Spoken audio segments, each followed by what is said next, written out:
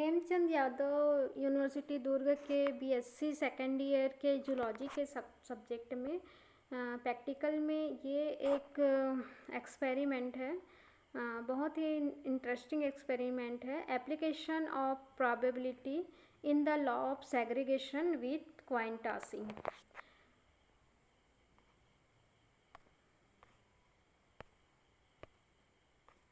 प्रायिकता का उपयोग आनुवंशिकता के पृथक्करण नियम में सिक्का उछालने के उदाहरण से समझाया जा सकता है।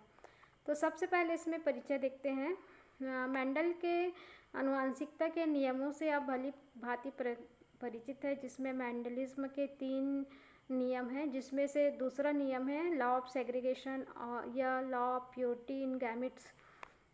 और इस नियम के अनुसार किसी लक्षण के लिए एक व्यक्ति के 2 एलील्स जो हैं वो गैमेट्स फॉर्मेशन के समय अलग अलग हो जाते हैं।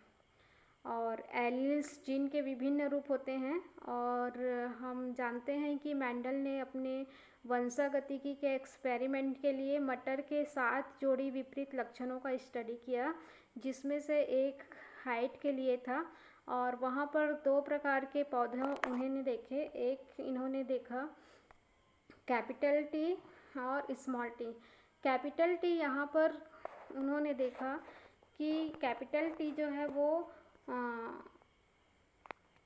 प्रभावी लक्षण का प्रतिनिधित्व करता है, जबकि स्मॉल टी रेसेसिव लक्षण का प्रतिनिधित्व करता है।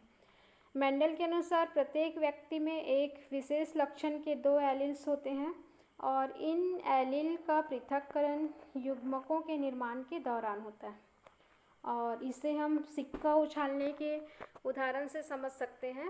और इस प्रयोग के लिए रिक्वायर्ड मटेरियल के रूप में हम ले सकते हैं 2 सिक्के, जिसमें स्पष्ट रूप से हेड्स एंड टेल्स होते हैं। और जो हेड्स एंड टेल्स होते हैं वो जीन के 2 एलील्स के समान होते हैं और जो एलील का प्रतिनिधित्व करते हैं।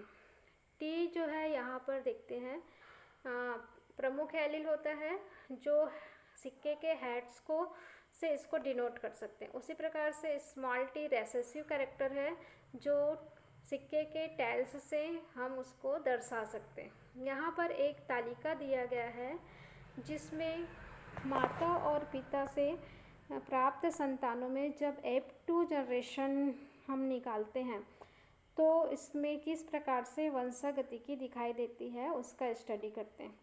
यहाँ पर F2 जनरेशन में capital T small T capital T और स्मॉल टी एलील्स वाले प्लांट प्राप्त होते हैं और जिनके प्राप्त होने की जो प्रायिकता है वो है 25%। एक को 25% है।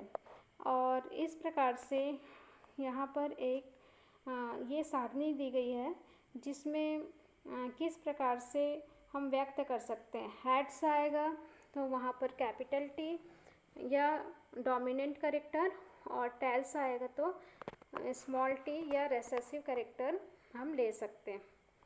और प्रायिकता की गणना के लिए यहाँ पर सिक्का उछालने पर हेड्स या टेल आने की संभावना जो है बराबर है, यानी कि यहाँ पर हेड्स या टेल आने की संभावना 50-50% होती है, जिसको इस प्रकार के तालिका बनाकर हम हेड्स या टेल को हम यहाँ पर लिखेंगे। 50 बार यहाँ पर सिक्के को उछालेंगे और किस प्रकार से वहाँ पर हेड्स या टेल्स आएंगे उसको यहाँ पर नोट करेंगे। और उसके बाद टोटल कितने बार टी एलील्स आया और कितने बार स्मॉल टी एलील्स आया उसका हम यहाँ पर उसको सूचीबद्ध कर लेंगे। और इस प्रकार से मेंडल के नियम के अनुसार किसी लक्षण के लिए युग्मकों में दोनों एलील्स का अलगाव होना और प्रत्येक युग्मक में एक एलील होता है।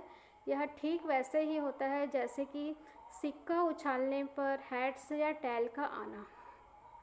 प्रायिकता की गणना हम इस प्रकार से कर सकते हैं। यदि किसी व्यक्ति के पास हेट्रोजाइगस कंडीशन में उसका जीनोटाइप है, जैसे कि कैपिटल टी स्मॉल टी, तो युग्मकों के निर्माण के समय दोनों जो एलील्स होते हैं वो पृथक हो जाते हैं और उनके पृथक होने की जो संभावना है वो 50-50% होती है।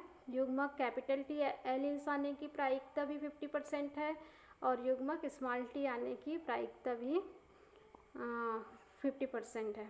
तो इस प्रकार से प्रायिकता का उपयोग देखें तो एक विशेष लक्षण के लिए माता और पिता दोनों का अगर कैपिटल टी स्मॉल टी मतलब हेट्रोजाइगस कंडीशन में है वो, तो संतानों में जो संभावित जीनोटाइप होता है वो 4 प्रकार के हो सकते हैं।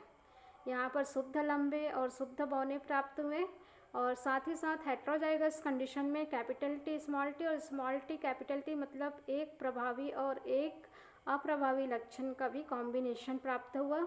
उसी प्रकार से कैपिटल टी जो कि दोनों प्रभावी लक्षण है और स्मॉल टी दोनों अप्रभावी लक्षण हैं वो भी प्राप्त हुआ। तो यहाँ पर प्रत्येक प्रकार के गैमिट्स आने की जो प्रोबेबिलिटी है वो 25% यहाँ पर हम देख सकते हैं।